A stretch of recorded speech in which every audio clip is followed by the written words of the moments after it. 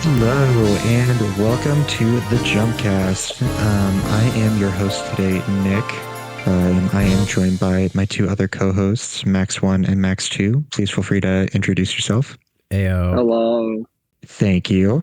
I forgot what episode we're on. Are we on episode 80? 79, I think. 79. Okay. We're on 79. Okay. We're on episode 79, and today we're covering chapter 268 of Jujutsu Kaisen. We're on 80. Oh, okay. We're close. I was right. Because I remember last time I was just like, wait, 79? What the? Yep. Anyways, we're covering that. Finally done with Inhuman Makio Shinjuku Showdown. I did remember the name. You don't have to say it anymore. I don't, unless there's like a part. What is it? I forgot how many parts there were, like 40.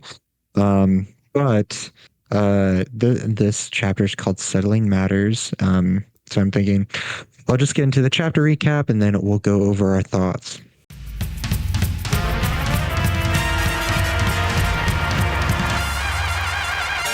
So, if you remember from last chapter, we saw that Nobara was still alive, just woke up from a coma that she's had for like the past month or so, I guess, and just hit resonance on Sukuna, making him unable to use his domain. And then Yuuji hits him with a sick black flash to the gut. And then we start off the chapter with like a little soul dialogue between Sukuna and Megami. Sukuna is basically trying to belittle Megami, saying just like, how can you come back to this world after all the horrible things you've done? You can't do anything. Like, I took your body. You let your sister be killed. You're just a dumb. You should just give up. And then Megami replies saying that why are you so desperate? It's interesting, like him just saying that, like, I'm gonna live for others again. I'm gonna try it just one more time, and saying other things like, I'm happy that. Well, I don't know if he says. I forgot. He doesn't say exactly like, I'm happy that you're also fear death, but it's interesting that Sukuna fears death. As we see Yuji's domain break, it also was huge. That's one thing to point out. It's such a big domain. And then we see Yuuji punch Megami out of the domain, and it's Megami's body. It's not just Sukuna's anymore. And we see Sukuna's as like this weird amalgamations of fingers and eyes and looking weird, screaming. And as it's burning on the ground, as it doesn't have a host. Yuuji tries to give Sukuna a little bit more sympathy just one more time, just like, hey, what's it going to be? He says the same stuff that he did to Mahito, you are me. Basically, like, they could have been down the same path, but Yuji's grandfather was like a big point in why Yuji is how he is. That's my best way to explain that. And just saying like, hey, I could give you one more chance. Try to live with other people. Try to exist. And then Sukuna's like, you fucking kidding me, dude? I'm a curse. Oh yeah, one other thing to note. What is it? Megami says that even with just one finger from Sukuna, that wouldn't be enough to reawaken a soul. At least that's from the English translations. So basically, Sukuna's gone. That one other finger doesn't mean jack crap now. And also resonance was used on it, so that was another thing. So then after that, we finally cut to Hikari and Arame, and it's them just saying that the fight is done, and then Arame kills herself. So there was the one notable line that she says, just like, you guys are lucky, you're born 1,000 years too late. And of course, Hikari, the gambler himself, says, I merely got lucky. That's like the best shit I could hear. Then we cut again to Megami waking up. It looks like back at Jujutsu High. Kind of see a familiar situation. put Nobara in a box, trying to do the same thing of the like, haha, I didn't die. Pop out of box. Um, After that, they're just kind of chilling. They get letters from Gojo that he gave to Shoko beforehand. There are only two letters. Yuuji points out that he already talked directly to Gojo before the fight. And so then what we learn is that this is such a weird plot point. I don't understand it too well, but Gojo found the location of Nobara's mother, which I didn't know was like an actual crucial thing, and just said like, "This is where she is. This is what she's doing." Yuji asks if that's important to her. Do you want to look for her? And like, nope. And then we see Megami read the letter. He actually starts laughing, and Yuji and Obara are like, "Oh my god, what's the letter? What could it be?" As they're shocked to find that the letter says, uh, "Sorry, Megami. The reason that your father isn't here is because I killed him. Sorry." Um, After that, they start walking down a hallway, basically saying they have to save Yuta from something else. So like all of Jujutsu High, I guess, is meeting up for one more time. Um, we then see, I'll go through the characters quickly. Panda, Maki, Inumaki, Miwa, Kusakabe, Broom Girl, because I forgot her name. And so then it's left on the cliffhanger of saving him from what? So thank you. That was a long recap. What did you guys think? It's finally over. I know, it's kind of weird. It doesn't feel real. There's no more bullshit. There's no more stupid fucking. I pulled this out of my goddamn ass type shit. I haven't used this since the Heian era, like Oh, watch this spell that I can do because I have 4 hands. Ligma balls. Oh, you cut off one. It doesn't matter because I made a binding vow. Christ. I mean, seriously though, it's been a fucking like. I'm exhausted. I'm actually exhausted from watching this fight over literal months. It's been a year, basically, a little more than a year, because if you count the first like Sukuna versus Gojo part of the fight, because we really only got one cutaway, and it was for like a month. Yep. For the Takaba versus Kenjaku fight.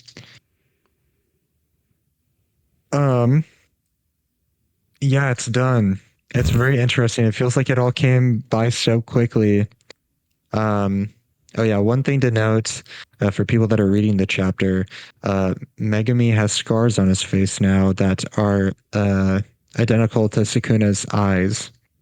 So like the diagonal slits on the left for like his big eyes and that weird mask thing, and then one right below his regular eye. So he's still got scars from the possession. Also, it's so dumb that the fight ended like that with Hikari and Arame. It's so dumb. So dumb. They're just like dumbest spectator thing. Like, it's like they were like sitting there and just watching the fight, not actually fighting, and then Aramen's like, "All right, peace, I'm out." Yep. Yeah. Yeah. I am really hoping that we see that get animated in the anime, because I feel like they'll at least cut back and forth from it a couple times, because like I feel like they kind of have to, you know. Yeah. If I had to assume, it'd be like, I'd say like fixing it, but it's kind of what they're doing with the Thousand Year Blood War anime of like, I don't know if they'd work with Geika directly, but the studio that's animating is directing with like Kubo directly to kind of add and simplify a few scenes here and there. So I'd hope they would do something like that for the anime to kind of change it up a little bit. I do at least want, like, if this is going to be years from now when they do the fight, I do want there to be like at least like 12 minutes of Hikari versus Arame fighting, just because I'd like to see a little bit more of their strategy and how everything goes. I don't know. The main thing that I'm getting is like, man, what a rushed feeling ending. Yeah. which like I am thinking that's mainly on what is it? I'm saying rushed. It totally could not be from Gega's perspective. But it just definitely feels like Gega just to say like, you know what, I'm kind of done with the series right now. We're gonna cut it off right here. Let's just wrap everything up. It's like the picture because of we're Andy close enough dropping blood, anyways. or Andy Yeah. or Woody, and he's like, I don't want to play with you anymore. Yeah. I want I to go don't on want to write you vacation. anymore. I want to go on vacation. I'm done. But yeah, I shouldn't say like you said fix, but I'd love to see them add some scenes of the fight. Like I'd love to see more of the whole group sitting down and planning everything, like talking, okay, Akari, you're going to come in at this point to work on taking out Arame or distracting Arame. Okay, at this point, this is when Yuuji comes in, or Yuta, this is how you're going to get from beating Kenjaku, wherever he's going to be, to to Sukuna. I'd like to see a little bit more of like them planning it. Yeah, I agree. It would have been good to get that again, hypothetical, when the anime gets done, but like right before we see Higuruma and Yuuji enter the battlefield, we get like a little bit of the lay of the land on like how everything was supposed to go. Well, like I would love to see like, you know, the episode ends cliffhanger, Higuruma and Yuuji entering the battlefield, not Battlefinger. I don't know why I said that. Beginning of next episode could be like them talking about it, or well, I don't know how it would be, but that's how you could end the season. If they do it like how the Gojo versus Sukuna. Just let us direct this shit, Mappa. Don't fucking dude, like have the Kashimo fight, Kashimo die, Yuuji Higuruma come in, boom. That's how you cliffhanger the next season, and you get people to want to read or watch it.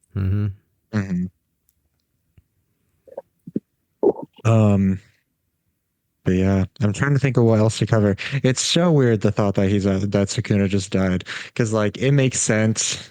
He should be. I think that I definitely need to reread the entire fight once the series is over, just so that like maybe it has just been like the week to week thing, but just like you sit here every week and like, okay, they're gonna keep on fighting, and like it's like Sisyphus, like like this is never supposed to end. So now that it has ended, you're like, what? Yep. I'm definitely planning on rereading the entire series once that it's over physically, because I think that is really big part of it, is that maintaining momentum. Oh God. Okay. I don't want to turn this into a whole rant. I'm going to try not to, but I'm going to make a comparison. I'm going to make a comparison to TV. And manga does this as well. And it's just a form of consuming media that is this constant debate on whether or not one is better than the other, or whether one is more suited for a particular situation or a story. But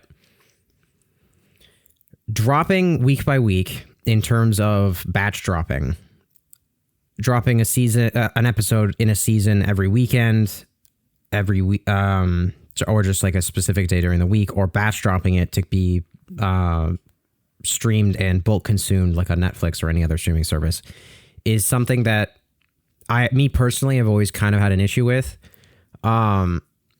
With JJK, I think that the manga has definitely suffered in that capacity because Gege simply is running out of inspiration for the series. I think he ran out of a lot of want to put in the adequate amount of effort, or not adequate. I think the same amount of effort that he put in at the beginning of the series, because a lot of the issues that at least I know I have brought up and what you guys have brought up in previous episodes, I feel that those issues would have been solved had Gege given himself more chances to pause and reconsider things. Because although, in my opinion, I am very satisfied with this ending. I think that this does function, and me being hyperbolic is a separate thing. But I think that overall, JJK could have used more time in terms of just giving Gege more of a break. I don't know how many assistant artists he has, or if he has any, but if he had more resources, it might have helped serve the story better. But truthfully, it's this thing where it's like, I don't know which is better. Like with the bear, I really, really wanted this past season that they dropped, to be dropped weekly so that people could build up hype like they did with Euphoria and such in Game of Thrones. But at the same time, it made sense for them to drop it all at once because it wasn't a type of story that was supposed to be building up over a long period of time, and it was focused more on characters. So it's this strange phenomena, and my ultimate point is this: I'm curious kind of what JJK would look like had the constraints of time been different. What would have been given more care? What would not have? What would have been prioritized more? Would we have seen different characters in different lights? Again, to make another comparison to TV, just because I'm studying it, Breaking Bad, where the character of Jesse was meant to be killed off and very early on. But the actor's performance was what propelled that character's ability to live within the story on until the end of the series, and then to create its own spin-off movie. So again, sorry, turn into a rant, but reading this chapter is both frustrating and satisfying, because I am glad that we got a satisfying finish to everything, and I think the Ice Lady and Mr. Lucky Bitch, although we didn't get to see any of their fight, I do think it is still good that, like, I'm glad that we at least got an ending to it, and it is frustrating that this bitch just kills herself, but you know, it's better than nothing, I guess, and I really, really fingers crossed that they actually do something with the anime, and it actually kind of in a way makes me more excited for the anime, because then now, since the manga is so skeletal, there's so much more meat for Mappa to just be layering on in the anime story wise. Again, sorry, long ass rant. No, that was good. I liked it. Yeah. I can definitely see like all the points right there, like especially just having more time. Like, well, what is it? A good example of like, I think, I don't know who put this constraint, whether it was Gege himself or like maybe just the staff. Like maybe when he said like, okay, I can finish this in a year, we're gonna do that. When you hear mangaka say that, you're usually like, oh, okay, this will probably take like another 3 years, especially because like a good example was like My Hero. Like My Hero was supposed to end back in 2022 and it didn't. And then it's just like 2020, or yeah, I think it was 2022 is when it was supposed to end, or when the final arc was happening. So then, like, I'm sure that Gege actually set himself to the, like, I'm gonna end it by this point, and then after that, like, he dedicated himself so much to that, like, I'm ending it by this date. That like after that he looked at everything and it's just like, okay, I know that I have to cut back on some things, because I'm sure that we would have gotten like a way more fleshed out Hikari versus Arame fight, like especially like with the setup of it in the beginning, like right after Gojo died, and like, all right, their plans going into effect, let's see how this goes. And then it turns out that they're more like spectators, trying to just explain how the match is going so far. Like, so maybe it's just that like he's just like, okay, I have to end it by this point. I'm gonna cut these things so that I can end it. And then it just kind of makes like a weird product. Yeah. I know that I keep on bitching about that, but like we made so many So like, okay, next chapter will be cut to Hikari versus Arame. Mm-hmm. This is what's going to happen. Um, so yeah.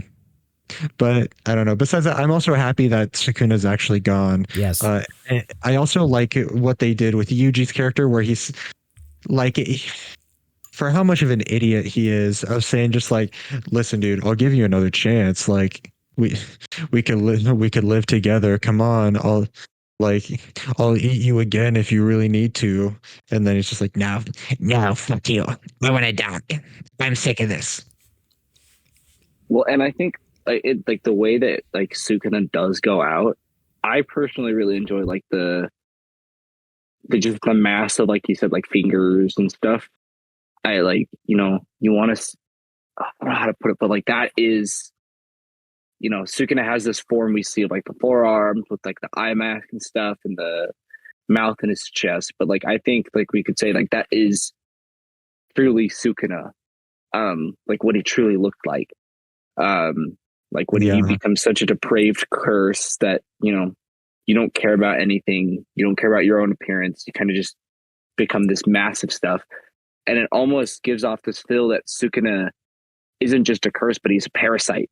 Because he's already dying, but when he falls Mm. out, when he comes out of Megumi's body, he immediately starts burning up and destroying, and then we see he's this feeble little creature that was like nothing. If you want to like say it that way, he was like meaningless. But I wouldn't say meaningless, but it looks like he's nothing.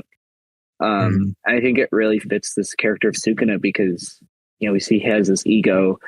He's the king of curses. He's all this. He's got all these titles. He's got all these powers. But at the end of the day, like he says at the end, he's like, I am a curse. He's like, I'm a curse. And he went out like a curse. And it's this final confrontation, but it almost feels like when like Tanjiro kills a demon in Demon Slayer, where he kills them, but he feels sorry for him. Like Yuji's like, I feel like I'm not happy this is over. I just feel sorry for you, Sukuna, that you didn't get to, you didn't have a upbringing that someone treated you better. Maybe you would not have been the curse. Maybe you would have truly been like the strongest sorcerer or whatever. But I don't know. I'd say like the ending of the fight itself, I'm kind of satisfied with. But like you said, the Arame fight, no, I'm not. I think it's a funny way it went out, but I'm not happy with it personally. Yeah. I think that's fair. Yeah. Just a small add-on to that. I think I agree with what you said about Yuuji being kind of a fucking idiot. But I think, truthfully, from like a writer's perspective, I think that Gege was trying to stay as true to the cores of the characters and what they represent. It's a little bit frustrating because you'd think that they would change, and you think that Yuuji would change, but again, as I say this, I'm being reminded of my subconscious is reminding me that he is ultimately the cog in the machine, and he committed himself to that, and thus shouldn't change. Whereas, now that I am thinking about it, this is interesting. It's interesting that Sukuna is the one who changes and then just decides to fucking give up. Because I feel like, given his character, he would want to have Yuuji re-ingest him and then continue to try and find another way to take over. But I guess he's just done. I don't know. No, because I think, it's we get if we want to talk about like the philosophy during this fight, like it was set up specifically when Higuruma died. And he focused on Yuji, and it's just like he himself disgusts me. I want to kill him and prove that my side is right. So when Yuji even like through all of his perseverance and everything finally gives him like that lending hand of just like, listen, I'm willing to let you live. Sukuna's like, no, this is not right. Mm-hmm. I hate it you. has to be my way. or yeah, my way or the highway, especially with Yuuji. Like, I'm sure if any other character is just like, I'm willing to give you a second chance, like, bitch, let's do it. Let me in, dude. Eat my fingers. Yeah, with Yuuji, it's just like, no, Mm-hmm. we're too much of opposites. I'd rather die. Which really means something for Sukuna, Right? than be in your body again. Because like I thought, like reading this chapter and like looking at the leaks, that final page, it looks like it would be the final page of the fight where Yuuji says, "So that's how it's going to be, Sukuna." Like I felt like it was going to end there, but then that nice little exchange where Yuuji is like, "Hey, I was raised differently. If you want to come back, you can come back." And then Sukuna's like, you know, you're not doing this my way, so I'm just gonna die here. Mm-hmm. It's kind of nice. I think, like Nick was saying, I think it's kind of like a good conclusion to the fight. And it brings like it kind of feels a little full circle compared to the beginning of the series, where like there's that where Yuuji like quote unquote dies and he's in Sukuna's inner domain, and they have that confrontation where he's like, okay, so if I win, I get to stay in chain and I won't hurt anyone. Do you guys remember what I'm talking about though? That, like, yeah, when they set up the big binding vow. Yeah, it kind of like comes full circle to that, where like Yuuji would only talk to Sukuna if like with violence, but now he's like, hey dude, come on, let me teach you. Like, I don't know if that term would be like what it means to be human, but let me show you there's more to life than your philosophy. Let's broaden your horizons. Yeah. And one more thing that I want to touch on, Drees, is you said that like Yuuji is like a cog in the machine. I think that this part of the fight actually like goes against that. Specifically even like going back into like the domain and everything. Just because going back to the other you are me connection, like with Mahito, just like you kill people without a second thought, I kill curses without a second thought. Yuuji definitely knows that Sukuna is a curse and he gave him a second chance. I think that that's because like he finally realized through all of this stuff that like living's hard. Yeah. And it's really easy to go down like a wrong path. Mm-hmm. And Yuuji is lucky enough to recognize that he's, for the best way to explain it, he is on a right path, and he's trying to show people that way. Mm-hmm. Even then, akinning to Buddha, back like the other couple chapters ago, it's just like, is he pitying me? It kind of reminds me like Yuji's kind of philosophy at the end of during the closing game of the Yuuji's fight at the end against Igaru. I don't remember his exact name, but the Granite Blast dude. Like Ishigori. And he's like, yeah, Ishigori. And he's like, oh, dude, Yuta, why are you so strong? And Yuta's like, he's not like gloating that he's winning. He's like, oh, dude, you just suck. He's like, I'm blessed. I'm like, mm-hmm. I'm blessed by the people around me. This is why I'm strong, And it kind of feels like Yuji's having the same thing where he's like, he's not rubbing it in Sukuna's face. And I think like it's character development. Like if this ending of the fight happened, 287 chapters ago, Yuuji would be gloating in Sukuna's face. Yeah, but now true. He's kind of having this moment where he's like, hey Sukuna, let's go back. Let's try and redo your law. Excuse me. But yeah.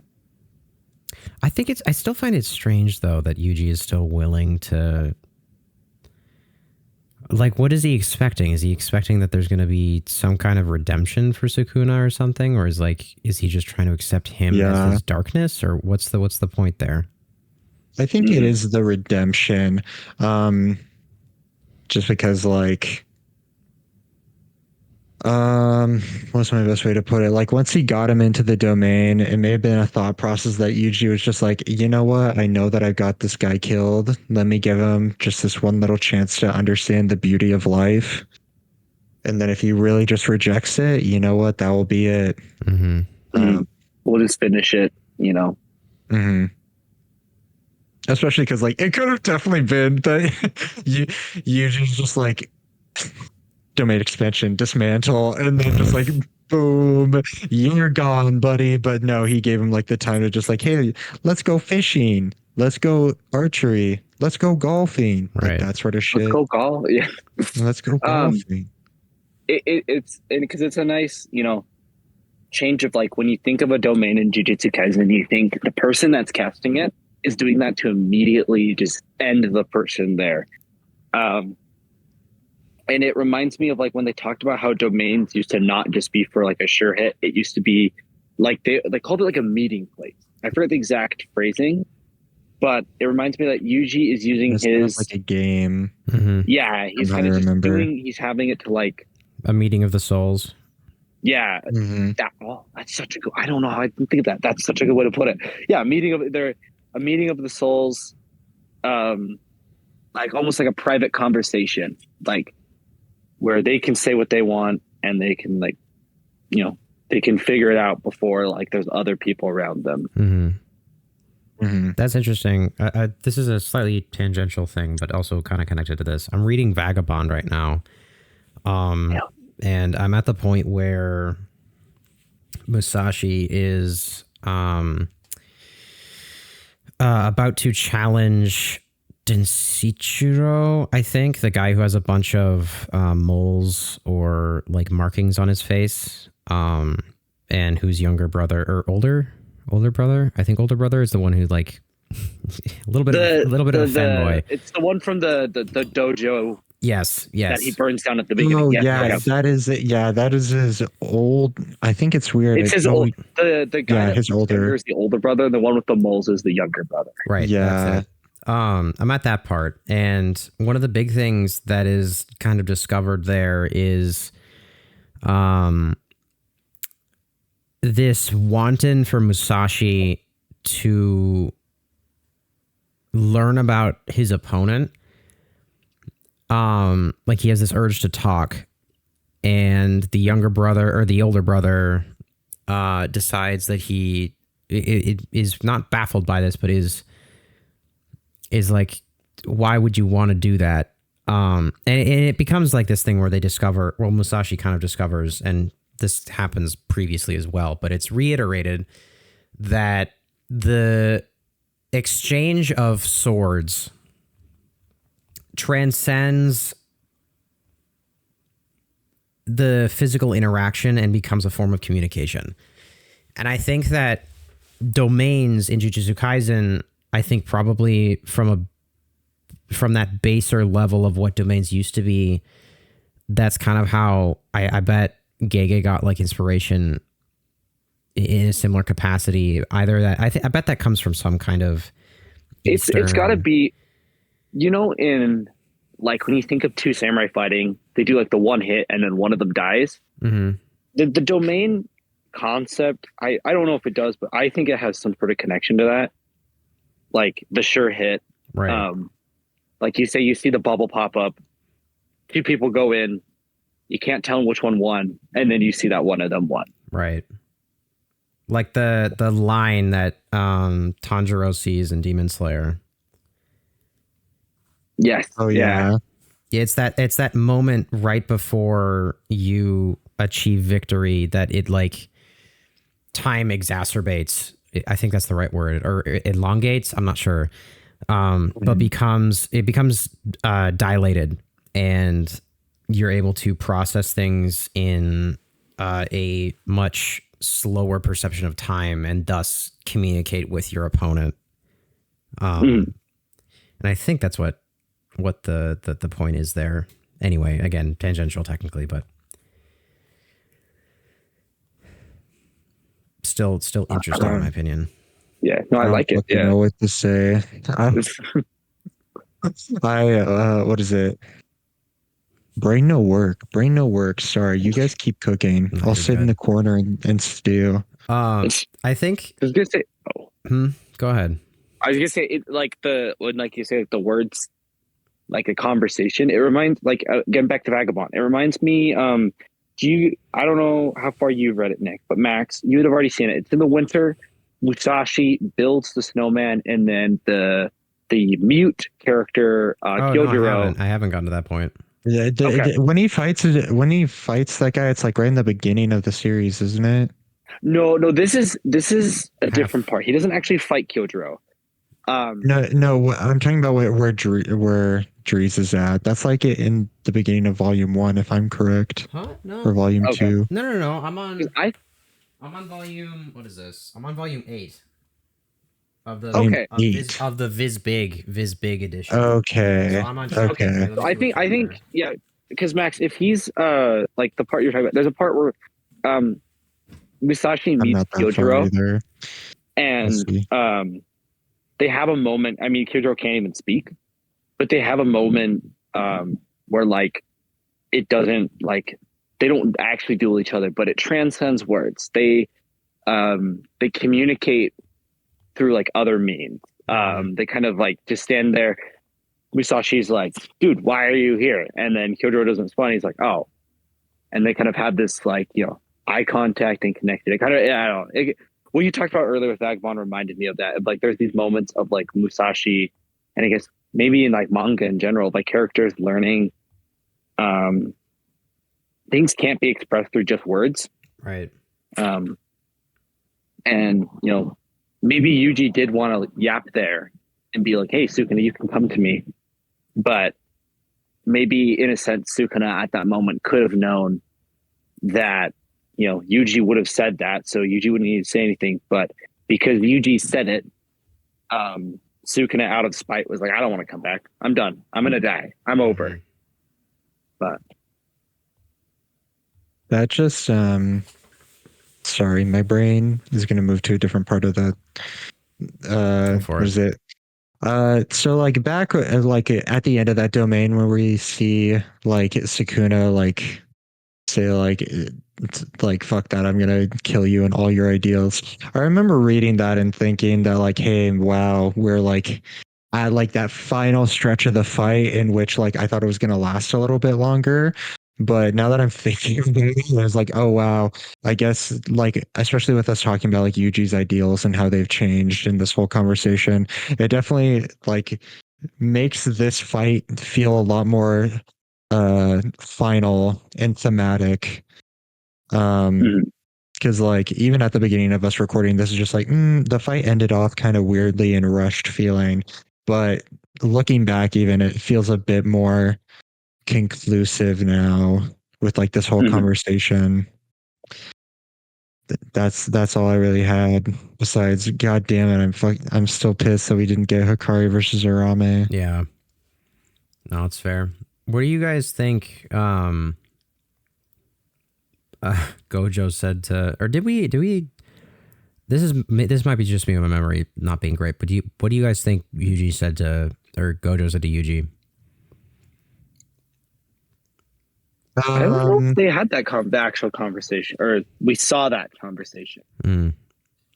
Well, yeah, we haven't seen it, so that's why we're trying to figure out what they would have talked about. Honestly, with like how Gojo is as a person and revealing the things with Nobara, that just like, hey, this is where your mom is. It probably would have just been what we're explained throughout this fight that like, oh, you're actually related to Sukuna on a blood level. That's why you can hold him within your body. I think that's about it. But I could be wrong, and we could get that in the next 3 chapters. I think next chapter, well, I guess this goes into our predictions for next week. So my theory is that Yuta is still alive right now, and he's in Gojo's body. What I think it is that if you look at the end of the chapter where it says Yuta, you jerk, I think that is Rika trying to kill Yuta in Gojo's body. Mm. Just her like overreacting. So yeah, I think it has to be something like that, something to deal with like the issue of Rika. Is like, I'm trying to get to my body, but listen, dude, I don't know what to do right now. Mm-hmm. Like Rika is still like inconsolable, like calling Yuta Gojo a jerk. Yeah, And he's trying to get back to his body, but he can't. He like physically can't make it because of Rika. yeah. Like brother's like on infinity right now, just like standing there as she's just like trying to claw, bite, anything to do with him, just like kill him. It's like nope. And so then after that, I don't know how they're specifically going to help, but they'll do something, I guess. Yeah. I also I kind of think that it might be. Well, actually, you're probably right. What were you trying to cook up? No, I think I just read this too passively this morning. I thought it was going to be like Yuta's on trial or something. Yeah, I thought until Nick came up with that, I thought it was going to be like, you know, the final trio was approaching, and it was something like whatever. If there were any quote unquote higher ups left, I know they all kind of got massacred, but they were trying to convince Yuta to stay in Gojo's body, and he's like, no.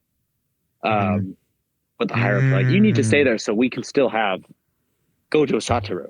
You know, what if this happens again? What if there's a curse like Sukuna? Like, how are we going to beat him if we don't have Gojo Satoru? Yeah.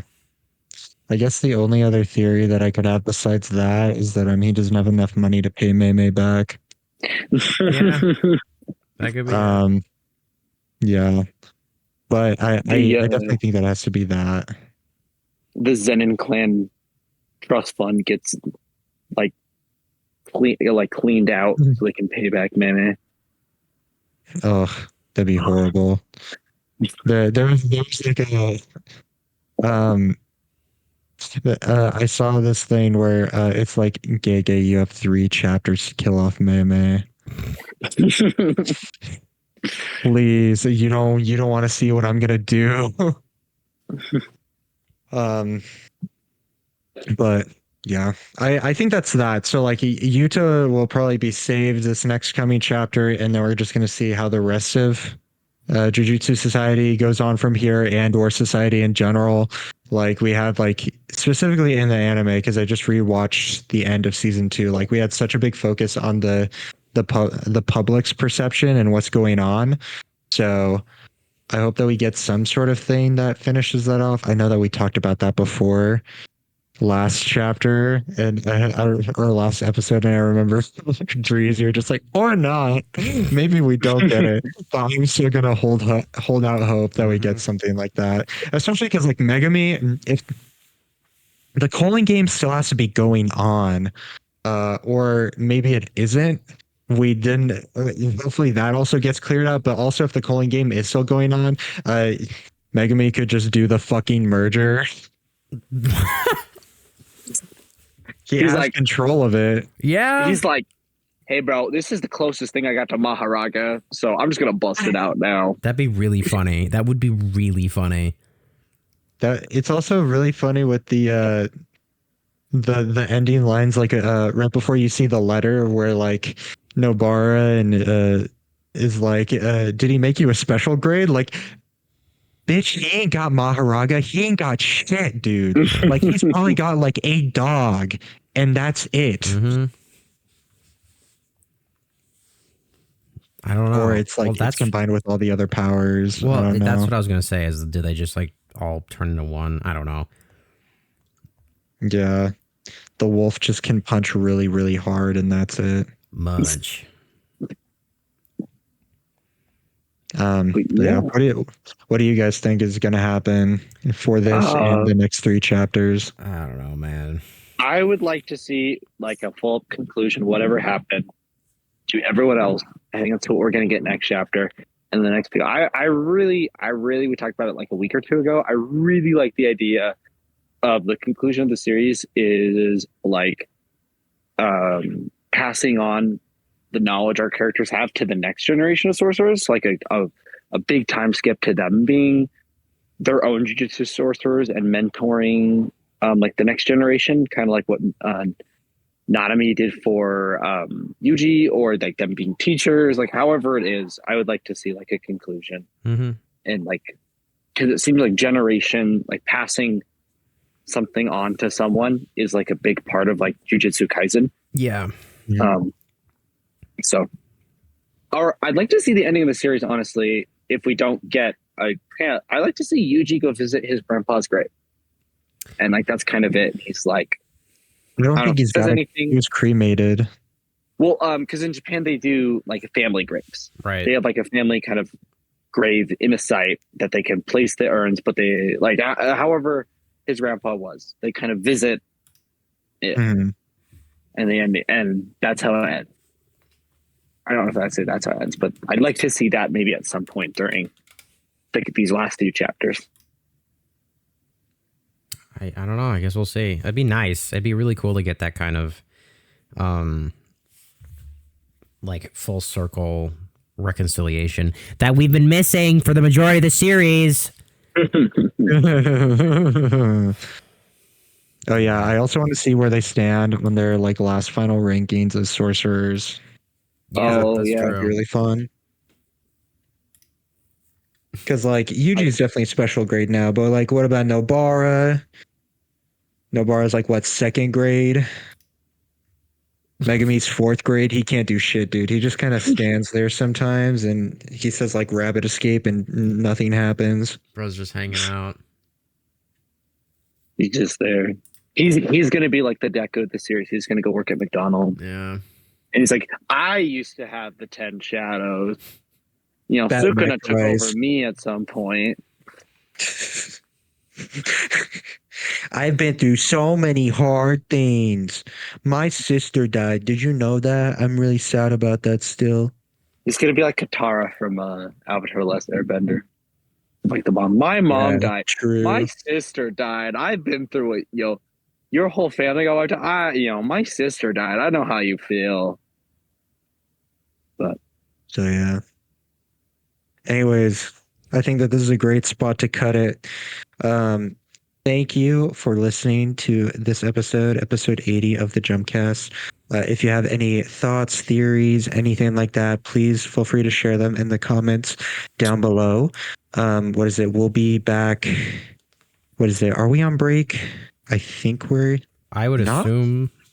No? Wait, you could be so right. You could be so right, though. Let me look real quick. I don't think on Shonen Jump, like the app and stuff, it says if we're on break next week. It doesn't show it on here either. I think that we may be on break though. Yeah. So yeah, we'll see. But yeah, we'll have a great rest of your week. We'll see you next time. Bye-bye. Bye.